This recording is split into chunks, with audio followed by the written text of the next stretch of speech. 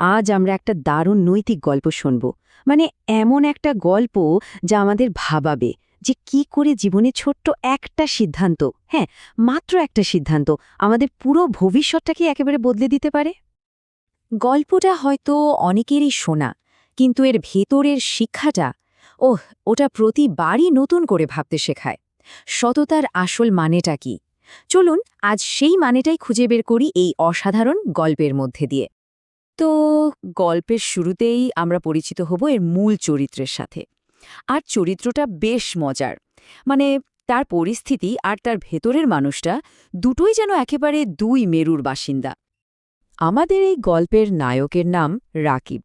গ্রামের এক খুব সাধারণ গরিব কৃষক পরিবারের ছেলে। কিন্তু জানেন, গরিবই কিন্তু ওর চরিত্রকে একটুও ছুঁতে পারেনি। ছেলেটা ছিল অসম্ভব পরিশ্রমী, আর তার চেয়েও বড় কথা, ভীষণ সৎ। ভাবল একবার, সকালে স্কুল, আবার বিকেলে কাজ। এভাবেই চলত ওর জীবন। এমন একটা জীবন যেখানে একটা নতুন বই কেনার শখটাও ছিল বিলাসিতার মতো। আর ঠিক এখানেই, মানে এই সাধারণ জীবনের মধ্যেই গল্পটা একটা নাটকীয় মোড় নেয়।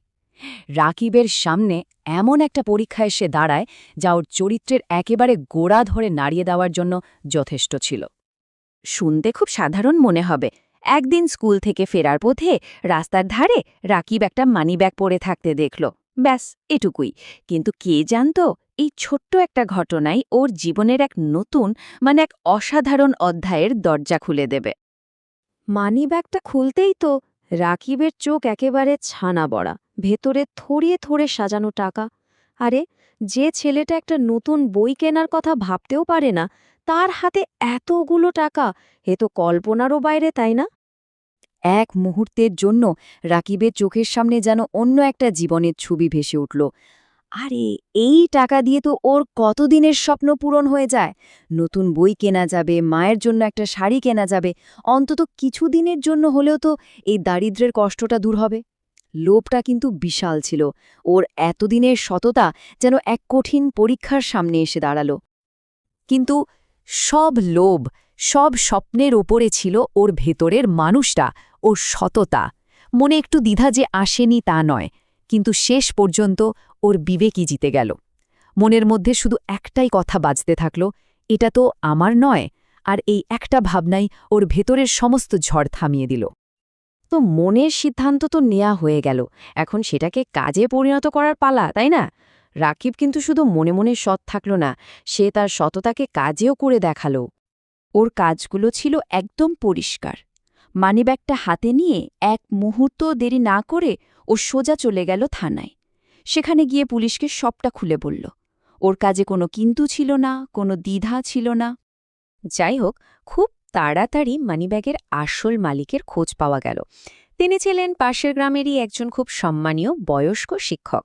আর ঠিক এই জায়গা থেকেই গল্পের আসল মজাটা শুরু হতে চলেছে।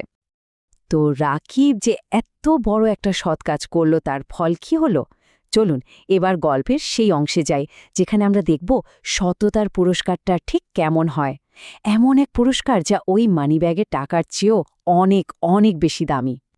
ওই শিক্ষক রাকিবের সততা দেখে তো একেবারে মুগ্ধ, কিন্তু তিনি যেন ছেলেটার ভেতরের জোরটা আরও একবার মাপতে চাইলেন। তাই তিনি খুব সহজ একটা প্রশ্ন করলেন। কিন্তু এই সহজ প্রশ্নের উত্তরটাই রাকিবের আসল পরিচয়টা সবার সামনে তুলে ধরবে। আর রাকিবের উত্তরটাও ছিল ওর চরিত্রের মতোই, একেবারে সহজ কিন্তু অসম্ভব শক্তিশালী। ও বলল, স্যার, আমি গরিব হতে পারি, কিন্তু চোর নই। ভাবুন একবার, এই একটা বাক্যেই যেন ওর পুরো পরিচয়টা ফুটে উঠল। ও গরিব, এটা ওর পরিস্থিতি, কিন্তু ওর সৎ, এটাই ওর আসল পরিচয়। এই উত্তরটা শুনে শিক্ষক মশায়ের মনটা ভরে গেল। তিনি এতটাই খুশি হলেন যে রাকিবকে এমন একটা পুরস্কার দিলেন যা ওই টাকার চেয়ে 1000 গুণে দামি। তিনি রাকিবের পড়াশোনার সব দায়িত্ব নিজের কাঁধে তুলে নিলেন। আর এটাই ছিল রাকিবের উজ্জ্বল ভবিষ্যতের দরজা খোলার চাবিকাঠি।